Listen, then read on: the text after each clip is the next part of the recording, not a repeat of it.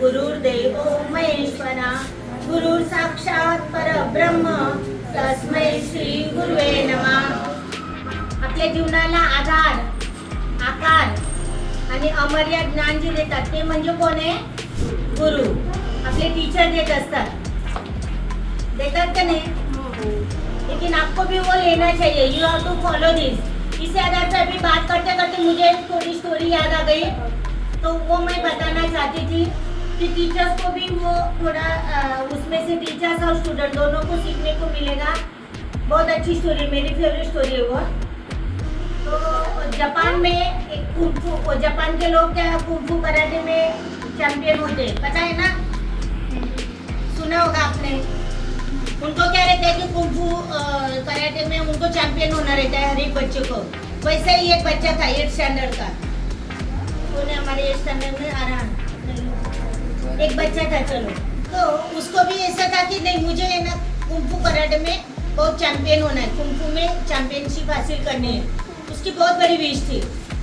लेकिन unfortunately what happen कि उसका एक एक्सीडेंट हो गया, और एक्सीडेंट में, इसलिए मैं नाम नहीं लेना चाहती तो दूसरा नाम ले लेते कुछ भी। तो एक्सीडेंट हो गया उसका, और एक्सीडेंट होने की वजह से उसका एक जो लेफ्ट हैंड है उसका काम करना बंद हो गया। लेफ्ट हैंड से उसका काम बंद हो गया। अभी क्या करेगा? उसके हाथ से कुछ काम ही नहीं होता। लेकिन उसकी तो विश थी कि नहीं, मुझे चैंपियन बनना है। उसकी मन से बहुत बड़ी इच्छा थी कि मुझे चैंपियन बनना है, कुंफू में मुझे चैंपियन बनना ही है। तो हर दिन वो पापा मम्मी से रिक्वेस्ट करता था कि मेरे लिए कोई टीचर ढूंढो, क्या करना है, कैसे करना है, आप ढूंढिए, मुझे चैंपियन को बनना है। उसकी अंदर से वो ख्वाहिश थी कि नहीं, मुझे बनना है। तो ऐसे दिन बीत गए। फिर उनके पेरेंट्स को एक टीचर मिले, उनके पास लेके गए कि वो बहुत अच्छे टीचर थे। उनका नाम था क्या नहीं पता नहीं, लेकिन एक अच्छे टीचर थे। तो उनको बताया कि ये मेरा बेटा है, उसको सीखना है। तो टीचर ने बताया, अरे आराम, तुझे तो ये सीखना है, लेकिन तेरा तो लेफ्ट हैंड तो काम नहीं कर रहा है, फिर कैसे होगा? तो वो बोला, अभी वो मेरा प्रॉब्लम नहीं है, वो आपका प्रॉब्लम है, मुझे आपको सिखाना है। You have to teach me, मुझे सीखना है। मेरे अंदर की इच्छा, आप जैसा भी बताओगे, कैसे भी बताओगे, मैं सीखना चाहता हूँ। फिर आपको तय करना है कि कैसे सिखाना है। तो टीचर ने जो देखा कि अरे बच्चे को सच में सीखने की चाहत है, उसकी एक अंदर से ख्वाहिश है, तो उन्होंने बोला कि ठीक है, आप आ जाओ बेटा, कल से आ जाओ, मैं आपको सिखा दूंगा, चैंपियन बना दूंगा। आने के बाद में उसको जो टीचर ने बताया कि एक पंच मारना है, उसको एक ही पंच सिखाया, आप इसका प्रैक्टिस करो। 8 दिन हो गए, 10 दिन हो गए, 1 महीना हो गया, एक ही पंच का वो प्रैक्टिस करता था। उसको भी लगा कि अरे टीचर क्या बाकी लोगों को तो सब कुछ सिखा रहे हैं, मुझे तो कुछ सिखा ही नहीं रहे हैं, मुझे वो खाली एक ही पंच मारना सिखा रहे हैं।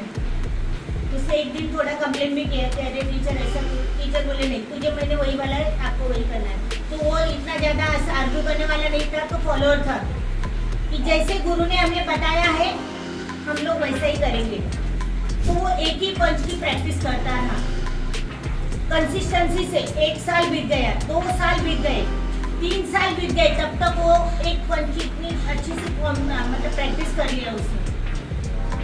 तो टीचर भी वही उसको सिखाते, जो उसमें से जो भी है कुछ करेक्शन है वो बताते थे, हो गया। फिर एक दिन और उसने उसमें पार्टिसिपेट किया।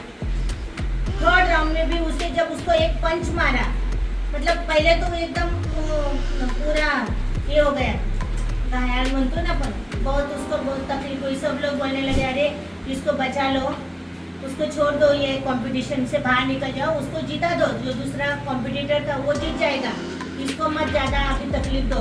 लेकिन उसके टीचर को विश्वास था कि नहीं, आप उसको करने दो, लास्ट में हम लोग देखेंगे रिजल्ट, खाली लास्ट तक उसको खेलने दो।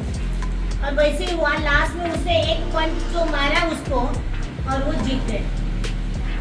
उसको भी आश्चर्यचकित हो गया, अरे मैं कैसे जीत गया, मुझे तो कुछ आता ही नहीं था, मेरे एक लेफ्ट हैंड भी नहीं है, वो खाली एक हाथ से काम करता था, तो कैसे जीत गया। उसने गुरु के पाँव पकड़े और बोला कि अरे गुरुजी, मैं कैसे जीत गए, आप बताइए इसका राज क्या है। तो सबसे पहले इम्पोर्टेंट बात तो थी कि उसने क्या किया कि फॉलो किया, कंसिस्टेंट रखा, गुरु के ऊपर विश्वास रखा कि नहीं, गुरु जो हमें बता रहे हैं वो सही है। जो अगर टीचर ने हमें होमवर्क दिया है तो वो किसी पर्पज से होगा। और जो वो पंच सिखाई थी उन्होंने, वो पंच उसकी एकदम मतलब ताकतवर पंच थी, वो पंच का कोई तोड़ ही नहीं था। और उसमें उसने महारत हासिल कर लिया पूरा कंसिस्टेंसी से, टीचर से सुन के। नहीं तो क्या टीचर हमें 4 बार लिखने के लिए बोल रही है, फिर हमें कंप्लेन करनी है, टीचर का क्या काम नहीं है, ऐसा नहीं। टीचर ने बताया है तो वी विल डू दिस, हमारी टीचर जैसा बताएंगे हम लोग करेंगे। तो शिष्य भी अच्छे होने चाहिए। और गुरु, दूसरी जो बात थी वो क्या थी कि गुरु को पता था कि ये जो पंच का तोड़ है, अगर उसको हमें ये करना है, झुटलाना है, उसको बचना है, तो लेफ्ट हैंड से उसको जो सामने वाला है तो उसको मारना पड़ता है। लेफ्ट हैंड पकड़ के फिर उसको नीचे करना पड़ता है। और उसके पास लेफ्ट हैंड ही नहीं था, तो ये भी गुरु जानता था। तो गुरु की भी ये होता है कि बच्चों की कमजोरी क्या है, उसमें एबिलिटी क्या है, वो क्या क्या कर सकता है, ये गुरु को पहचानना होता है। अगर हमारे सामने बच्चे 2-3 घंटे बैठ रहे हैं, कभी कभी अभी मैं मैनेजमेंट देखती हूँ, अभी बहुत बार ऐसा होता है कोई स्टूडेंट से मेरा डायरेक्टली कांटेक्ट कभी कम भी होता है। अभी जो पुराने बच्चे हैं वो अटैच है, लेकिन अभी जो नए बच्चे आ रहे हैं तो उनका प्लस पॉइंट है, माइनस पॉइंट है, ये गुरु को भी पहचानना आना चाहिए। गुरु ने भी अच्छे से देखा कि अरे इसका लेफ्ट हैंड नहीं है, इससे वो कैसे बच सकता है कि सामने वालों को पकड़ने के लिए उसके पास कुछ भी नहीं है, तो उसको वो गिरा ही नहीं पाया। अपनी वैल्यू हमें खुद ही बढ़ानी पड़ेगी और अच्छे लोगों के बीच भी रहना पड़ेगा। वैल्यू धीरे धीरे बढ़ेगी। नहीं तो अभी एक स्टोन दिया, एक ने बताया कि अरे वैल्यू कैसे पता चलेगी, तो एक स्टोन दिया, गुरु ने बताया ये स्टोन जाके आप 4 लोगों को दिखा के आओ और उसकी वैल्यू बता के आओ कि कितनी है। खाली एक कंडीशन थी कि आपको बेचना नहीं है। तो वो स्टोन लेके गया सब्जी वाले के पास। वो सब्जी वाला बोला इसके बदले में मैं आपको एक गोनी भर के सब्जी दे दूंगा। फ्रूट वाले के लिए गया तो फ्रूट वाला बोला कि मैं 10 किलो पेरू देता हूँ। बहुत अच्छा चमकता हुआ वो स्टोन था। सोनार के पास गया तो उसने दिखा रहे ये तो बहुत अच्छा है, तो उसने 20,000 का उसका एक किया। और जो फिर हीरे वाला था, जो औरत वाला, तो उसको जो पता चला अरे इतना ये आया, तो उसने कपड़ा बिछाया, फिर उसके ऊपर बिठाया और उसको बताया कि ये अमूल्य है। मतलब उसको जो जितने पहलू, हिरे को पैलू पाडते, मराठी में वर्ड आहे पैलू म्हणजे घासून। आता हिऱ्यामध्ये तुमच्यामध्ये काय डिफरेंस है कि हिरे को खुद नहीं हम पैलू पाड़ सकते, दूसरे से करवाना पड़ता है, लेकिन आप खुद भी कर सकते हो। आप में एक एक चीज एबिलिटीज आप ऐड कर सकते हो। तो पैलू अगर पाड़ेंगे तो उसकी वैल्यू अपने आप बढ़ेगी। उसकी जो वैल्यू है, हीरे की वैल्यू कभी बढ़ती है जितना चमकता है, जितने तरह से उसको काट दिया जाता है, वैसे ही आपको भी खुद को तराशना पड़ेगा। नहीं मैम क्या एग्जाम्स के लिए बिठाती है, नहीं फिर हमें तो सोना रहता है, हमें टाइम ही नहीं मिलता, हमें ज़्यादा मेहनत भी नहीं करनी है। तो ठीक है, आपको 10,000 की सैलरी चाहिए या 1 लाख की, दैट डिपेंड्स ऑन यू। आप जितनी मेहनत करोगे, जितने आप एबिलिटीज एक एक चीज सीखते जाओगे, आपकी वैल्यू बढ़ती जाएगी। और आप मतलब we are lucky human beings है हम, दूसरों को करने की जरूरत नहीं, अपने आप को हाँ, तो ह्यूमन बीइंग है तो अपने आप हमें तराश सकते हैं। एक एक चीज, नई नई चीजें सीखना है, मेहनत करने से होगा और अच्छी वैल्यू बढ़ेगी। आप चमकोगे, भविष्य में बहुत अच्छी अच्छी जगह पे पहुंचोगे। मतलब बोलते हैं कि अगर गुरु का सुन लिया तो वो शिष्य कभी कमजोर नहीं रहेगा, वो बहुत अच्छे से तराश के अच्छे से बाहर निकलेगा। सोने को जैसे हमें इसमें डालना पड़ता है भट्टी में, पता है कि आपको गर्म करते हैं तभी वो चमकता है, तभी उसकी वैल्यू आती है।